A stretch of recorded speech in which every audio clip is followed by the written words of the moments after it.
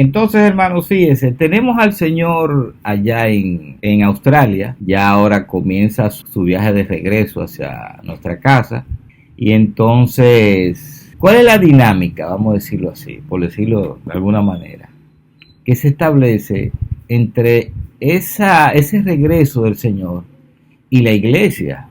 Hay muchas cosas sumamente interesantes que se pueden traer a colación, y una que me llama la atención: ¿cuál es la interacción con esta venida del Señor? O sea, el Señor salió de nuestra casa, duró una semana en llegar a Australia, pero ahora viene, vamos a decir, de regreso, que es muy distinto. Fíjese cómo trajimos a colación cómo la iglesia percibe lo que es la ida.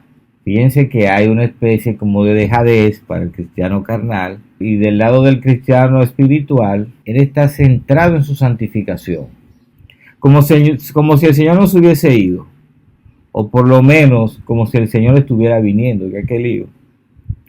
Entonces, se establece esa relación de la iglesia con la partida del Señor. Pero ahora, cuando la iglesia sabe, nuestro ejemplo, ¿verdad?, que el Señor viene, ya tiene esa certeza, ¿qué se manifiesta? ¿Cuál es la reacción de la iglesia en esta segunda parte del tramo, del viaje de ida y vuelta del Señor? Primeramente, vamos a tocar algo que me llama la atención, y es la relatividad del tiempo, y que está muy ligado a nuestra reacción como cristianos, con la cuestión de la ida y la venida del Señor. Cuando el Señor se fue, el tiempo corrió en retroceso, desde nuestra perspectiva. Aunque para los que estaban en Australia, iba en progreso, en progresión. Es como distinto. Ustedes, como el tiempo se vuelve relativo. Cuando el Señor en Australia entonces se devuelve con relación a nosotros, entonces ahora el tiempo para nosotros viene en forma progresiva. Fíjese que no es lo mismo, de una forma retrógrada, ¿verdad?, que venía, lo íbamos contando de 5, 4, 3, 2, 1. Ahora no, ahora viene en progresión. Ahora sabemos que el Señor viene. O sea, ahora el tiempo sufre como una especie hasta de aceleración, vamos a decirlo así. No sé si usted lo captará. Porque no es lo mismo, cuando una persona se acaba de ir, que cuando una persona comienza el viaje de retorno. O sea, la partida y el retorno influyen en la manera en que nosotros percibimos el tiempo, o cómo se manifiesta el tiempo, por decirlo así, con relación a nosotros. Así que en este tiempo de retorno, vamos a decirlo de esa manera, ahora nosotros percibimos el tiempo en progresión, 1, 2, 3, 4, aunque no deja de estar en regresión, 4, 3, 2, 1. O sea que el tiempo, como yo escribí, tengo un escrito por ahí, que lo tengo en Q, para mí, observando el tiempo hace unos años, para mí el tiempo se desarrolla en progresión y en retroceso al mismo tiempo. Entonces se da eso. Cuando el Señor viene, cuando viene de vuelta, ahora el tiempo sigue siendo en retroceso, pero también en progresión. Tenemos ahí el tiempo algo relativo. Algo parecido escribe Pedro en la segunda carta de Pedro, en el capítulo 3, precisamente en el versículo 12, cuando Pedro habla de apresurándose para la venida del Señor. Hay muchas interpretaciones de ese versículo, que tanto puede ser el apresuramiento de tú estar atento a, ¿verdad?, un acontecimiento que va a ser determinante en tu vida y que más o menos lo tenemos pautado en el tiempo, o algo más extraño, de apresurar la venida del Señor, como aparentemente en primera instancia como que deja dicho. Y si nos vamos por ahí, enredamos un poco la cosa de que nosotros podemos apresurar la venida del Señor, yo diría que es refiriéndose más a la relatividad del tiempo con relación a las cosas que nosotros estamos esperando. Y más, imagínense usted, el regalo de la salvación, de la venida del Señor. Entonces, sí, nosotros ahora, cuando entendemos que el Señor viene hacia nosotros, nuestra interacción con el tiempo es otra. Ahora tenemos el tiempo no solamente en retroceso, sino también en forma progresiva. Es como, y pongo un ejemplo, como el caso de una persona que está detenida en la cárcel, está presa, es un preso, tiene 2 años preso. Vamos a decir injustamente, podemos decir, o con justicia. Bueno, está detenido, ¿verdad? Una gente que está detenida en la cárcel y lleva 2 años. Pero el lunes de una semana le dicen, mira, el alguacil va a venir el sábado a liberarte. Ya usted sabe, esa persona que está detenida el lunes, va como a percibir la llegada de ese alguacil hasta antes del sábado, ¿verdad?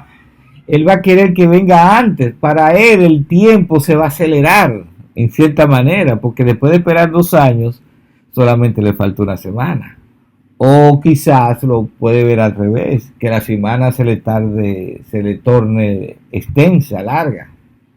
O sea, fíjense cómo el tiempo toma una connotación distinta.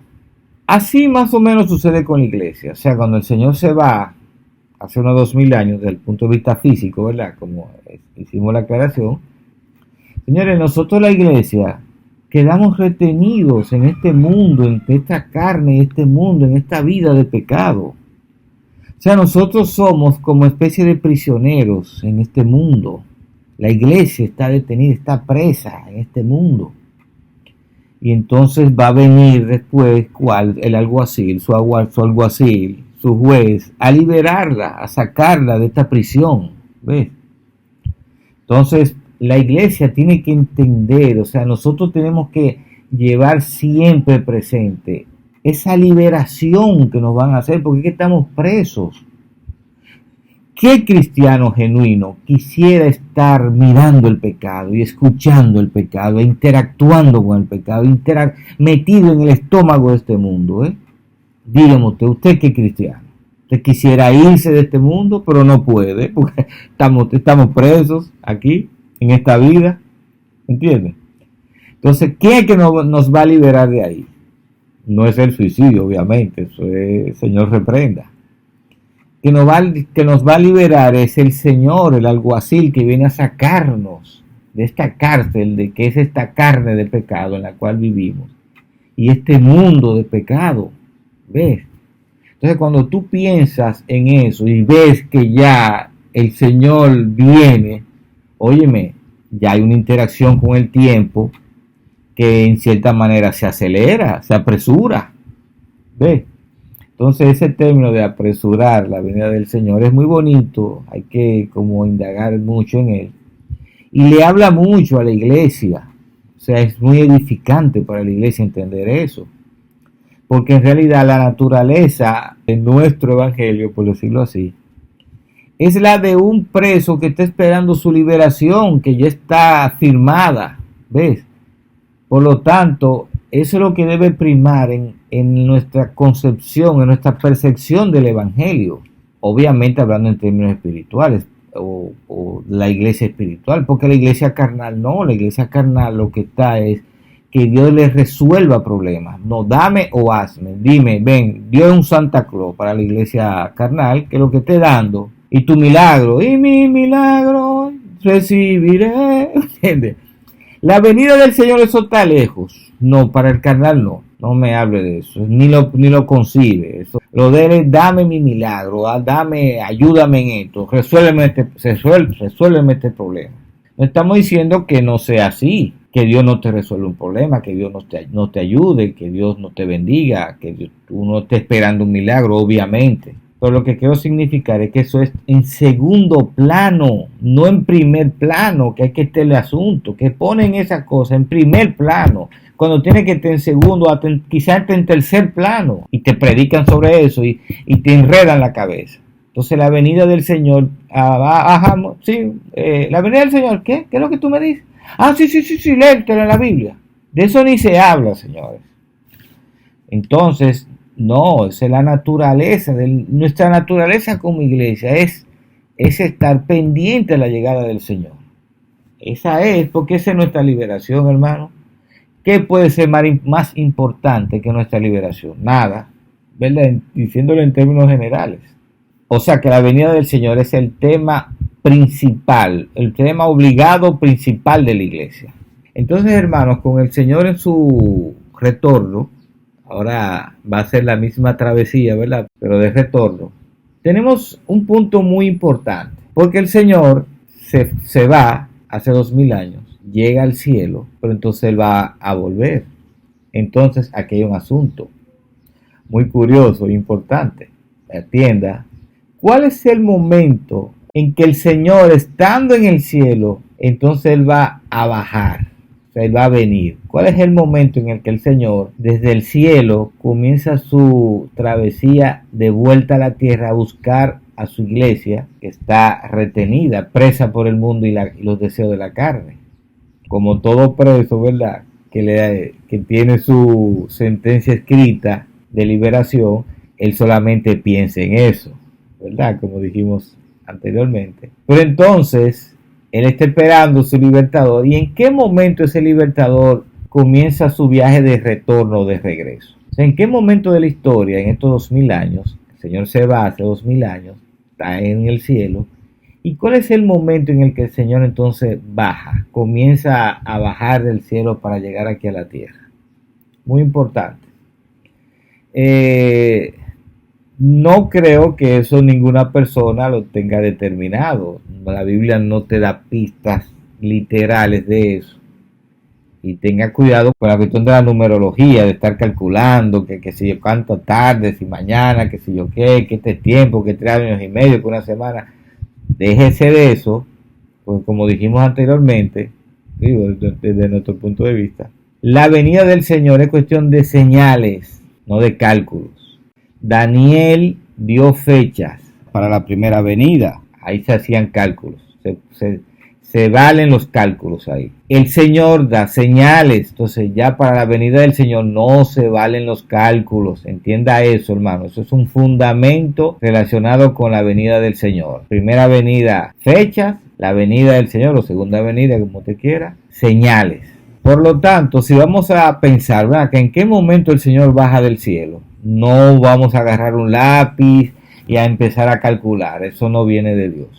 Se debe enredar, como hay mucha gente enredada y muchos grupos que no han entendido eso tan simple de que la venida del Señor es a partir de señales que tenemos que ver. ¿Ves? Bueno, pero entonces si estamos hablando de señales, ¿cuál sería esa señal que nos dice que ya el Señor está bajando, ¿verdad? Está de retorno. No lo establece la Biblia, no hay, eso no está en la Biblia. No hay algo concreto al respecto. La Biblia no te dice nada. Eso es uno especulando, ¿verdad? Sabes que la naturaleza del hombre, nosotros, como los gatos, somos curiosos y comenzamos a divagar muchas veces. Vamos a decirlo así, divagando, para no comprometernos. Si hay un momento que el Señor va a comenzar su viaje de retorno, desde mi punto de vista, me lo habla una señal, y es la ciencia.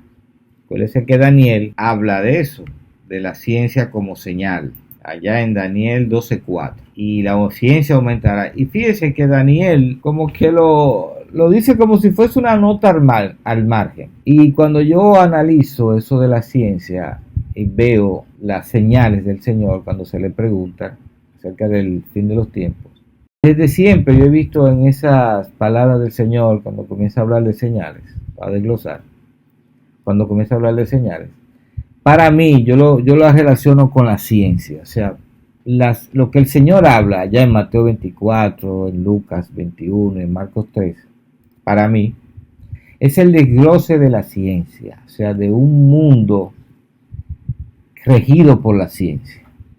Para mí, mi percepción, la ciencia aumentará de Daniel no es más que en Mateo 24, Lucas 21 y Marcos 13, en lo que llama Nuevo Testamento, en los Evangelios, en las buenas nuevas del Señor.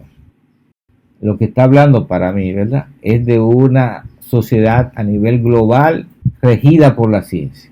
Y es para mí como el silbato de salida que le dice al Señor, mira, ven a buscar tu iglesia porque la ciencia se la va a tragar.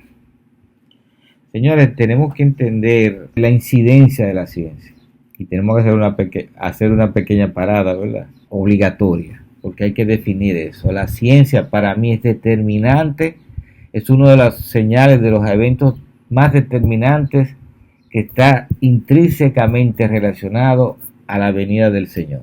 Para mí, observando la incidencia de la ciencia en la humanidad, la ciencia divide la historia de la humanidad antes y después de la ciencia. Así como en el mundo occidental dividimos antes y después de Cristo, a nivel global, desde mi punto de vista, es la ciencia la que lo hace, antes y después de la ciencia. Antes de la ciencia es una humanidad muy distinta a la que tenemos, sumamente distinta. El medio de transporte por animales, las noches las alumbramos con fuego natural, la sociedad es muy distinta, las ciudades son muy distintas, etc. Después de la ciencia, hermanos, los medios de transporte se disparan, ya nos transportamos por fuerza motriz. Antes era por fuerza muscular, ahora por fuerza motriz, lo que deriva en la especialización de los barcos. Entran los vehículos, los carros, aviones, ya usted sabe. El hombre ha convertido la noche en día, la tiene alumbrada como si fuera de día, ya usted sabe. Y la ciencia, resumiendo, va a enmarcar, va a darle las características según su naturaleza a la vida del ser humano. Tanto así que después de la ciencia, señores, después de la ciencia, vamos a decir a partir del Renacimiento para acá, vamos a ponerlo así, los últimos 500 años, más o menos. Señores, esta es otra humanidad, sobre todo los últimos 125 años, o los últimos 100 años. Señores, esta es otra humanidad, no es la humanidad desde que existe hombre, desde los inicios de la humanidad hasta hoy, era más o menos un tipo de humanidad parecida. Cuando se manifiesta la ciencia, hermano, y nosotros comenzamos a vivir dentro del mundo de la ciencia, esta es otra humanidad, porque la ciencia le ha dado poder al hombre de responder preguntas y de hacer cosas que no hacía antes. El hombre tiene poder, ya usted sabe. ¿Qué significa eso? Ya se fue Dios, ahora Él es Dios. Que ahí comienza el ateísmo, comienzan las ideologías, comienza el humanismo. Ve cómo la Biblia comienza a ser puesta a un lado, porque el hombre tiene poder. Van a multiplicarse la guerra y especializarse. Como ya yo tengo un arma más sofisticada que la tuya, bueno, pues yo te puedo vencer. Ahí comienza la guerra. Yo necesito esto, ahí voy a quitártelo. Ve las guerras, y habrán guerras y estados de guerra. Viene el hombre a establecer una ideología distinta con relación a la familia. Ya hay un problema familiar, vienen los problemas familiares que habla Cristo, hijo contra padre, padre contra hijos. Van a venir los terremotos porque van a inventar aparatos que van a incidir en la naturaleza. O sea que a partir de la ciencia tenemos otra humanidad muy distinta a todo lo anterior. Y es cuando viene este tipo de sociedad en la cual nos encontramos, incidida por la ciencia, que es otra humanidad. Usted trae una persona del pasado al presente y se vuelve loco. Imagínese una persona de la Edad Media, usted lo pone en una calle principal de Nueva York, imagínese, cae mareado y se muere, le da un infarto. ¿Y dónde yo estoy? Se vuelve loco, pierde el sentido. Hasta un intelectual que usted traiga del pasado y lo ponga aquí en el presente, no para el manicomio hay que llevarse, porque este es otro mundo, hermano. Entonces, la aparición de la ciencia definitivamente tiene que incidir en la venida del Señor y en todo lo que tiene que ver con el mundo y la iglesia, ¿ven? Por eso es que para mí, la señal que me podría decir, porque eso no está en la Biblia, ¿verdad? No está especulando, que el Señor dice, no, pero espérate, yo tengo que bajar a buscar a mi gente, es la ciencia. Se aparece la ciencia, aparece este mundo de pecado aumentado, que ahora cuando el mundo es mundo, ¿verdad? Ahora que estamos en el pecado como tal, entonces eso obligaría al Señor a venir y buscar su iglesia, porque si no, no se va a salvar nadie. ¿Quién se va a salvar en este mundo de pecado como está? Dígame usted, el pecado de ahora, usted lo va a comparar al de antes, a cuando Jesús vino y los discípulos. Solamente hay que ver cómo se vestía una mujer de aquel tiempo y cómo se visten ahora. Ya, por ahí coja, entre muchas cosas. Entonces, no, la ciencia es es un silbato de salida para esta cuestión de la venida del Señor. Para mí, la manifestación de la ciencia es la señal que nos indica que la venida del Señor es algo necesario, que se necesita la venida del Señor. Porque si no, no se salva nadie. Nadie se salvaría, hermanos. Demasiado pecado, demasiado. Este es el mundo del pecado tal cual, el que ha traído la ciencia. ¿Ven? Por eso entendemos que la ciencia como señal está intrínsecamente ligada a la venida del Señor.